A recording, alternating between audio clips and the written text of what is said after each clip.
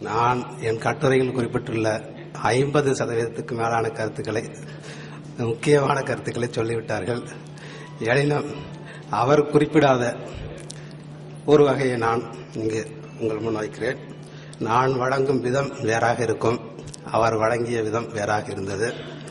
நான் இப்பொழுது என்னுடைய கட்டுரைக்கு போகிறேன். காலம் கருதி என்னுடைய கட்டுரை 22 பக்கம் இருக்கிறது. அளவோடு நான் வாசிக்க நினைக்கிறேன். சங்க இலக்கியம் தனது காலத்திய பல்வேறு மக்களின் வாழ்க்கையை படம் பிடித்து காட்டுகிறது. அதனுள் எல்லா வளங்களையும் பெற்று சமூக பாதுகாப்போடு செம்மாந்த வாழ்வு வாழ்ந்த செல்வந்தனையும் காண முடியும். அதே நேரத்தில் உண்ண உணவின்றி, உடுக்க உடையின்றி, இருக்க இடமின்றி அலைந்து திரியும் நிலையற்ற சமூக, அரசியல், பொருளாதார நிலைகளில் பாதுகாப்பற்ற விளிம்பு நிலை இனக்கொடு வாழ்நிலையும் காண முடியும். இவ்வாறு முற்றிலும் வேறுபட்ட இருவேறு சமூக நிலைகளை பிரதிபலிப்பதில் சங்க இலக்கியமும் சரி, அதனை பாடியவர்களும் சரி, ஏதும் பாரபட்சம் காட்டவில்லை என்பதற்கு சங்க இலக்கியங்கள் தகுந்த சான்றுகளாக திகழ்கின்றன. சங்க காலத்தில் பெரிதும் போற்றப்படாத, ஆனால் ஏறக்குறைய சங்க காலத்தின் தொடக்கத்திலேயே தமிழ் சமூகத்தில் தாக்கத்தை ஏற்படுத்தியுள்ள, பிறப்பால் தொழிலால் ஒருவனை இழிவானவனாக பார்க்கப்படுகிற ஜாதி பற்றிய பதிவுகள், ஜாதி வேறுபாடுகள் பற்றிய பதிவுகள் சங்க இலக்கியங்கள் முழுவதும் பரவலாக காணப்படுகின்றன. இந்த கட்டுரை சங்க இலக்கியத்தில் வரலாற்று பெட்டமாக திகழும் புறநானூற்றில் இம்மக்களை பற்றிய பதிவுகள் பற்றியதாக அமைகிறது. குறிப்பாக பாணன், எயினன், பறையன், துடியன், கடம்பன் முதலான குடிகளை பற்றி நான் இங்கு பேசுகிறேன். விளிம்பு நிலை பற்றிய கருத்துக்களை எல்லாம் பேராசிரியர் அவர்கள் கூறிவிட்டபடியால் நான் நேரடியாக கருத்துக்கு வருகிறேன். விளிம்பு நிலை மக்கள் எனும் கருத்து நிலையில் சங்க காலத்தை நாம் பார்ப்போமானால் அரசர், அந்தனர், வணிகர், வேளாளர் என்னும் 4 பெரும் பிரிவினரும் சமூகத்தின் மேல்தளத்தில் இருந்துள்ளனர். சங்க சமூகத்தின் அங்கத்தினராக பல்வேறு தொழில் பிரிவினர்கள் இருந்துள்ளனர். குறிஞ்சி நிலத்தவர் குறவர் என்றும், முல்லை நிலத்தவர் ஆயர் என்றும், பாலை நிலத்தவர் எயினர் என்றும், மருத நிலத்தவர் உழவர் என்றும், மேலும் தச்சர், கொல்லர், குயவர், வண்ணார், வேட்டுவர், நெசவாளர், உமணர், கணியர், பரத்தையர், பறையர், பாணர், துடியர், புலையர், கடம்பர் முதலான கொடிகள் இருந்துள்ளன. சங்க இலக்கியங்களில் இவ்வளவு வகைப்பட்ட தொழில்களை நாம் பார்க்கும் பொழுது மிக நீண்ட பாரம்பரியத்தின் வளர்ச்சியாக இதை நாம் கொள்ள முடியும். ஒவ்வொரு தொழில் பிரிவினரும் தனித்தனி குடியினராக மதிக்கப்பட்டனர் என்பதை அவரவர் தொழிலையும் அவரவர் பெயர்களுக்கு முன் அடையாக சேர்த்து பேசப்படுவது கொண்டு நாம் அறியலாம். தொழில்களை அடிப்படையாக கொண்ட மக்கள் பாகுபாடு தொல்காப்பியர் காலத்திற்கு முன்பே தோன்றிவிட்டது எனலாம். தமிழகத்து தொழில் பிரிவுகளோடு ஆரியரின் ஜாதி பற்றிய கருத்துக்களும் இணைந்தன. இவ்விளைவினை நாம் புறநானூற்றிலேயே காண முடியும். ஒரே தொழிலை தொடர்ந்து செய்யும் போக்கினால் பல தொழில் பிரிவுகள் உருவாக இடம் ஏற்பட்டது. காலம் செல்ல செல்ல இப்பிரிவுகள் எண்ணிக்கையில் பெருகின. சங்க காலத்திலேயே இத்தொழில் பிரிவுகள் ஒவ்வொன்றும் மரபு வழிபட்ட தனித்தனி பிரிவாக அமைந்துவிட்டது என்பது தெரிகிறது. பண்டை தமிழ் சமூகத்தில் தொடக்கத்தில் இனக்குழு சமுதாயமாக இருந்து நாளடைவில் வேலை பிரிவின் காரணமாக தொழில் வழி சமூக பிரிவுகள் உருமாறின. அவ்வாறு மாறிய பின்னரும் பழைய இனக்குழு சமூக கூறுகள் தொடர்ந்து நீடித்தன. மேற்கூறிய சமூக பிரிவினரிடையே செல்வ வறுமை வேறுபாடுகள் தோன்றி நடைபெற்றிருந்தன என்பதை சங்க இலக்கியம் முழுவதில் நாம் காண முடியும். பொருளாதார அடிப்படையில் செல்வர், வறியர் என்னும் வேறுபாடு தோன்றியிருந்தது போலவே பிறப்பால் உயர்ந்தோர், தாழ்ந்தோர் என்னும் வேறுபாடும் தோன்றியிருந்ததை புறநானூறு புலப்படுத்துகிறது.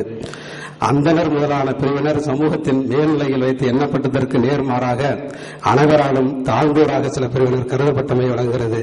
குறிப்பாக புறநானூற்றில் இந்த குறிப்புகள் நிரம்ப காணப்படுகின்றன.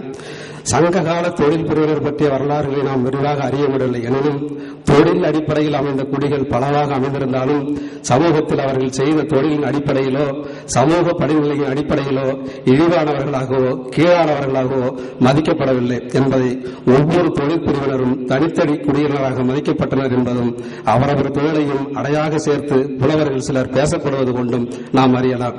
ஆனால் பாணர், எயினர், பறையர், துடியர், கடம்பன் என்போர் சமூகத்தின் கீழான நிலையினராக மதிப்பீடு செய்யப்பட்டமை தெளிவாக விளங்குகிறது.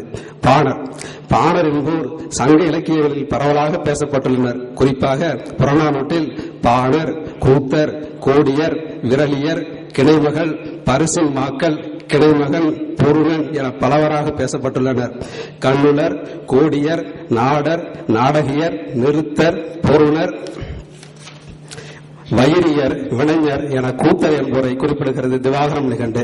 இவர்கள் சங்ககாலம் முதற்கொண்டு இசைக்கலையையும் ஆடற்கலையையும் வளர்த்து வந்த பெருமக்கள் ஆவர். சங்ககால சமூகத்தில் புலவர், பாணர், பொருணர், கூத்தர் ஆகிய நால்வகைப்பட்டவர்களும் பரிசில் மாக்களாக இருந்துள்ளனர். பாணர்களும் புலவர்களும் அரசர்களை பாடி பொன்னும் பொருளையும் யானையும் தேரும் நாடும் பரிசாக பெற்றனர். எனினும் சங்க பிரதிகள் முழுவதிலும் அவர்கள் உணவுக்காகவும் உடைக்காகவும் இன்ன பிற பரிசுகளுக்காகவும் அரசர்களையும் இனக்குழு தலைவர்களையும் தேடி அலைந்து திரியும் நாடோடி கூட்டம் போன்றே காட்டப்படுகின்றனர். பெரும்பாலான பாடல்கள் பாணர் கூற்றாக உழவர் பாடல்களாக இடம்பெற்றுள்ளன. பழுமரம் தேரும் பறவைகள் போல என்பதற்கு இணங்க பாணர்கள் அரசர்களையும் செல்வர்களையும் நாடி சென்று பரிசில் பெற்று தமது வறுமை துயர் நீங்கினர்.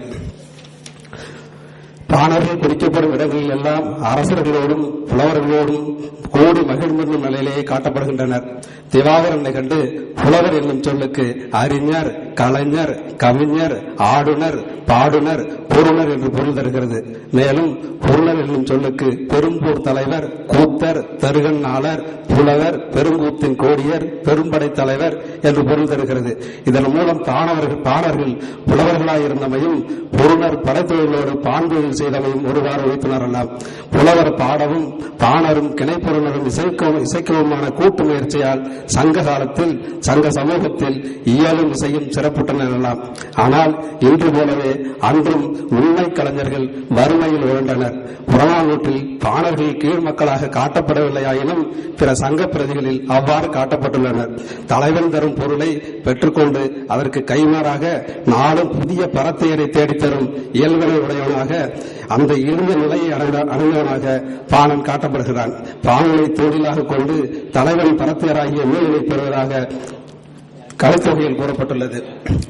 பாடலை தலைக்கீடாக கொண்டு பொய்மையை தன் தொழிலாக கொண்ட புலையன் என பாணன் இழுத்து பேசப்படுகிறார். பெரு வீரர்களையும் வள்ளல்களையும் பாடி அவர்கள் அன்புடன் தரும் பரிசிலை கொண்டு வாழ்ந்த கலைஞர்கள் போக போக இடைநிலையொட்டமையை மரபுகளை செயல்கள் காட்டுகின்றன. கலித்தொகையும் பரிபாடலும் தமிழக வரலாற்றில் வீர யுகத்திற்கு அடுத்த வேளாளர் மேல்நிலை காலத்துக்குரியன என்பது பேராசிரியர் கா. சிவத்தம்பியின் கருத்தாகும். பாணர்கள் உற்ற இடைநிலைக்கு சமூக மாற்றமே என்பது அவர் கருத்தாகும்.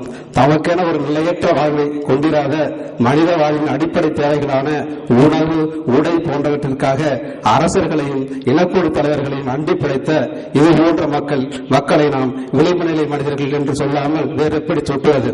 துடியன், புலையன். சங்க சமூகத்தில் துடிப்பறை கொண்டு போகும் துடியன் எனப்பட்டார் என்பதை அறிகிறோம். பறையரும் துடியரும் ஒரே தொழில் செய்தனரா அல்லது இருவரும் வெவ்வேறானவர்களா என்பதை அறிவதில் சற்று குழப்பம் உள்ளது. ஏனெனில் சங்க இலக்கியத்தில் குறிப்பாக புறநானூற்றில் ஒரே இடத்தை தவிர பிற இடங்களில் பறையன் என்ற சொல்லாட்சி இல்லை. தமிழ் மரபில் சங்க காலத்திற்கு பிறகு பறையர்கள் புலையர்கள் என்ற பெயரால் அடையாளப்படுத்தப்பட்டனர். குறிப்பாக பக்தி இலக்கிய காலங்களில் இது மேலும் பரவலாக்கப்பட்டது. ஆனால் சங்க இலக்கியங்களில் புலையன், துடியன் இருவரும் இழிசினர், இழிபிறப்பாளர் என்று குறிப்பிடப்படுகின்றனர். இருவரும் ஒருவரே என எண்ணுவதற்கும் இடம் உண்டு. துடி என்னும் பறையை கொட்டுவோம் துடியன் என்றும், போர் மரபருக்கு அவர்கள் தலைவரின் பணியை துடிகொட்டி தெரிவிப்போம் என்றும் புறநானூறு குறிப்பிடுகிறது. புலையன் என்பதற்கு பெண்பார் பெயர் புலத்தி என்பதாக சங்க இலக்கிய